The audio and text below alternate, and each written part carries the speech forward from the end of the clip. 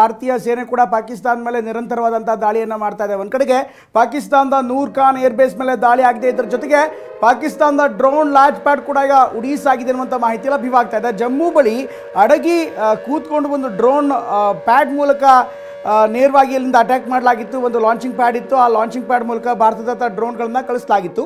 ಈಗ ಭಾರತೀಯ ಸೇನೆ ಆ ಲಾಂಚಿಂಗ್ ಪ್ಯಾಡನ್ನು ಡಿಟೆಕ್ಟ್ ಮಾಡಿದೆ. ಅಲ್ಲಿಂದ ನೇರವಾಗಿ ಪಾಕಿಸ್ತಾನಿಗಳ ಡ್ರೋನ್ಗಳನ್ನು ಹೊಡೆದುಳಿಸಿದೆ ಅನ್ನುವಂಥ ಮಾಹಿತಿ ಲಭ್ಯವಾಗ್ತಾ ಇದೆ. ಇದರ ಜೊತೆಗೆ ಪಾಕಿಸ್ತಾನದ ಲಾಂಚ್ ಪ್ಯಾಡ್ ಏನಿತ್ತು ಆ ಲಾಂಚ್ ಪ್ಯಾಡನ್ನು ಕೂಡ ಟಾರ್ಗೆಟ್ ಮಾಡಲಾಗಿದೆ. ಜಮ್ಮು ಬಳಿ ಅಡಗಿ ಕೂತ್ಕೋತಾ ಇದ್ರು. ಅಡಗಿ ಕೂತ್ಕೊಂಡು ಅಲ್ಲಿಂದ ಡ್ರೋನ್ಗಳನ್ನು ಭಾರತದತ್ತ ಹಾರಿ ಬಿಡ್ತಾ ಇದ್ರು. ಅದರ ಪರಿಣಾಮ ಸಾಕಷ್ಟು ನಷ್ಟವಾಗುವಂಥ ಸಾಧ್ಯತೆ ಇತ್ತು. ಅಂತಿಮವಾಗಿ ಭಾರತ ಕೂಡ ಅವರ ಲಾಂಚ್ ಪ್ಯಾಡನ್ನು ಡಿಟೆಕ್ಟ್ ಮಾಡಿದೆ. ಲಾಂಚ್ ಪ್ಯಾಡ್ ಡಿಟೆಕ್ಟ್ ಆದ ಬಳಿಕ ಅದನ್ನು ಟಾರ್ಗೆಟ್ ಮಾಡಿ ಅಲ್ಲಿ ಮಿಸೈಲ್ ಅಥವಾ ಡ್ರೋನ್ ದಾಳಿಯನ್ನು ಮಾಡಿ ಸಂಪೂರ್ಣವಾಗಿ ಧ್ವಂಸವಾಗಿರುವಂಥ ದೃಶ್ಯವನ್ನು ನೀವು ನೋಡ್ತಾ ಇದ್ದೀರಾ. ಜಮ್ಮುವ ಗಡಿ ಭಾಗದಲ್ಲಿ, ಪ್ರಮುಖವಾಗಿ ಜಮ್ಮು ಗಡಿ ಭಾಗದಲ್ಲಿ ಕಂಡುಬರ್ತಾ ಇರುವಂಥ ದೃಶ್ಯ. ಜಮ್ಮು ಗಡಿ ಭಾಗದಲ್ಲಿ ಈ ಡ್ರೋನ್ ಪ್ಯಾಡ್ಗಳನ್ನು ರೆಡಿ ಮಾಡಿಕೊಳ್ಳಲಾಗಿತ್ತು. ಅಲ್ಲಿಂದಲೇ ನಿರಂತರವಾಗಿ ದಾಳಿ ಆಗ್ತಾ ಇತ್ತು. ಪ್ರಮುಖವಾಗಿ ಭಾರತದ ನಗರಗಳನ್ನು ಟಾರ್ಗೆಟ್ ಮಾಡಿಕೊಂಡು, ಜನವಸತಿ ಪ್ರದೇಶಗಳನ್ನು ಟಾರ್ಗೆಟ್ ಮಾಡ್ಕೊಂಡು ಈ ರೀತಿಯಾದಂಥ ದಾಳಿಯನ್ನು ಮಾಡಲಾಗ್ತಾ ಇತ್ತು.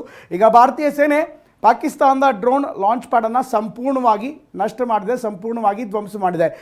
ಸಾಕಷ್ಟು ವಿವರಗಳು ಬರ್ತಾ ಇದೆ. ನಿನ್ನೆ ಬೆಳಗ್ಗೆಯಿಂದಲೇ ಸಾಕಷ್ಟು ಡೆವಲಪ್ಮೆಂಟ್ಗಳಾಗ್ತಾ ಇತ್ತು. ಇವತ್ತು ಮುಂಜಾನೆ ಭಾರತ ನಿರಂತರವಾದಂಥ ಅಟ್ಯಾಕನ್ನು ಮಾಡಿದೆ. ಪಾಕಿಸ್ತಾನದ 4 ಏರ್ಬೇಸ್ಗಳನ್ನು ಸಂಪೂರ್ಣವಾಗಿ ನಜ್ಜುಗುಜ್ಜಾಗಿಸಿದೆ, ಸಂಪೂರ್ಣವಾಗಿ ಧ್ವಂಸ ಮಾಡಿದೆ ಅನ್ನುವಂಥ ಮಾಹಿತಿ ಕೂಡ ಲಭ್ಯವಾಗ್ತಾ ಇದೆ. ಇದರ ಜೊತೆಗೆ ಈಗ ಡ್ರೋನ್ ಬೇಸ್ಗಳ ಮೇಲೆ ಭಾರತ ಅಟ್ಯಾಕ್ ಮಾಡಿದೆ.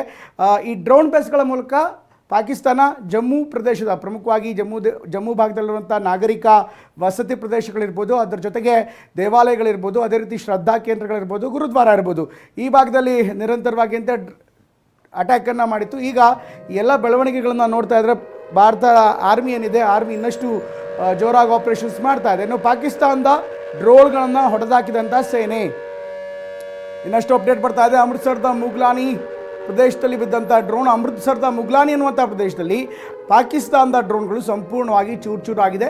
ಅದನ್ನು ಪೊಲೀಸರು ಕೂಡ ಪರಿಶೀಲನೆ ಮಾಡ್ತಾ ಇದ್ದಾರೆ. ಅದನ್ನು ವಶಕ್ಕೆ ಪಡೆದು ಆನಂತರ FSL ಟೆಸ್ಟ್ಗೆ ಕಳಿಸಲಾಗುತ್ತೆ. ಅದರಲ್ಲಿ ಯಾವ್ಯಾವ ಕೆಮಿಕಲ್ಗಳಾಗಿರ್ಬೋದು ಅಥವಾ ಅದಕ್ಕೆ ಬೇಕಾದಂಥ ಉಪಕರಣಗಳೇನಿತ್ತು ಅದೆಲ್ಲವನ್ನೂ ಕೂಡ ಪರಿಶೀಲನೆ ಮಾಡ್ತಾರೆ. ಆಗ ಇದು ಎಲ್ಲಿಂದ ಬಂತು, ಯಾವ ದೇಶದ ಮೂಲ, ಇದ್ರ ಬಗ್ಗೆ ಕೂಡ ವಿವರ ಸಿಗುತ್ತೆ. ಇದು ಅಮೃತ್ಸರದಿಂದ ಬರ್ತಾ ಇರುವಂಥ ದೃಶ್ಯ.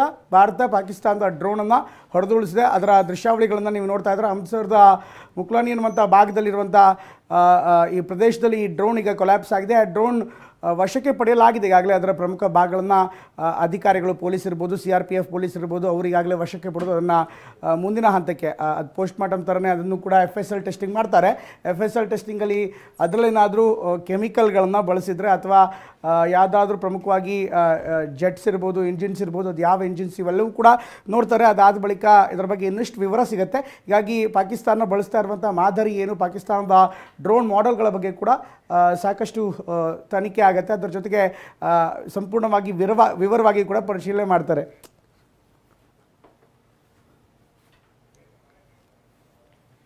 ಅಮೃತ್ಸರದ ಮುಗ್ಲಾನಿ ಪ್ರದೇಶದಲ್ಲಿ ಡ್ರೋನ್ಗಳು ಬಿದ್ದಿವೆ.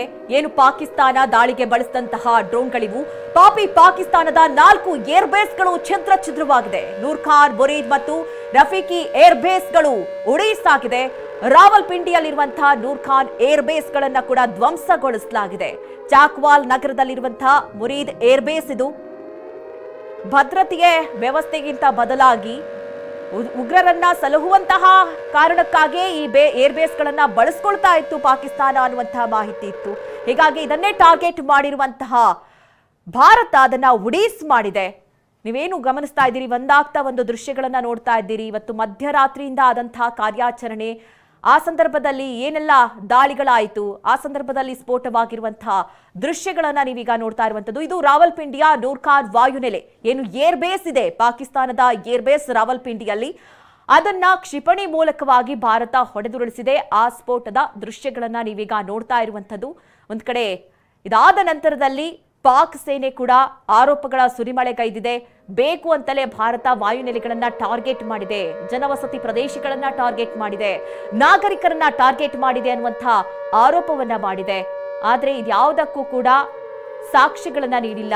ಒಂದು ಕಡೆ ಏರ್ಬೇಸ್ ಮೇಲೆ ಏನು ಕ್ಷಿಪಣಿಗಳ ದಾಳಿ ಆಗಿದ್ದಂತೂ ಹೌದು, ಅಂದ್ರೆ ಅಲ್ಲಿ ಉಗ್ರ ಚಟುವಟಿಕೆಗಳು ನಡೀತಾ ಇತ್ತು ಅನ್ನುವಂತಹ ವಿಚಾರದಲ್ಲಿ ಭಾರತ ಟಾರ್ಗೆಟ್ ಮಾಡಿ ಅಂತಹ ನೆಲೆಗಳನ್ನ ಈಗ ಧ್ವಂಸಗೊಳಿಸಿದೆ. ಇನ್ನೊಂದು ಕಡೆ ಏನು ನೀವು ಗಮನಿಸ್ತಾ ಇದ್ದೀರಿ, ಎರಡೂ ಭಾಗದ ಪಾಕಿಸ್ತಾನದಲ್ಲಿ ಲ್ಯಾಂಡ್ ಪ್ಯಾಡ್ ಧ್ವಂಸ ಆಗಿರುವಂತಹ ದೃಶ್ಯಗಳನ್ನು ಕೂಡ ನೋಡ್ತಾ ಇದ್ದೀರಿ. ಆ ಭಾಗದಿಂದ ಭಾರತವನ್ನ ಟಾರ್ಗೆಟ್ ಮಾಡಲಾಗ್ತಾ ಇತ್ತು. ಅದರಲ್ಲೂ ಧಾರ್ಮಿಕ ಕೇಂದ್ರಗಳು ಮತ್ತೆ ದೊಡ್ಡ ದೊಡ್ಡ ಕಟ್ಟಡಗಳು, ಶಾಲಾ ಕಟ್ಟಡ ಆಗಿರ್ಬೋದು, ಆಸ್ಪತ್ರೆ ಆಗಿರಬಹುದು, ಮತ್ತೆ ನಾಗರಿಕ ನೆಲೆಗಳನ್ನೇ ಟಾರ್ಗೆಟ್ ಮಾಡಿ ಪಾಕಿಸ್ತಾನ ಅಲ್ಲಿಂದ ಡ್ರೋನ್ಗಳ ದಾಳಿಯನ್ನ ಮಾಡಲಾಗ್ತಾ ಇತ್ತು. ಹೀಗಾಗಿ ಅಂತಹ ಲಾಂಚ್ ಪ್ಯಾಡ್ ಅನ್ನೇ ಈಗ ಭಾರತ ಹೊಡೆದುರುಳಿಸಿದೆ.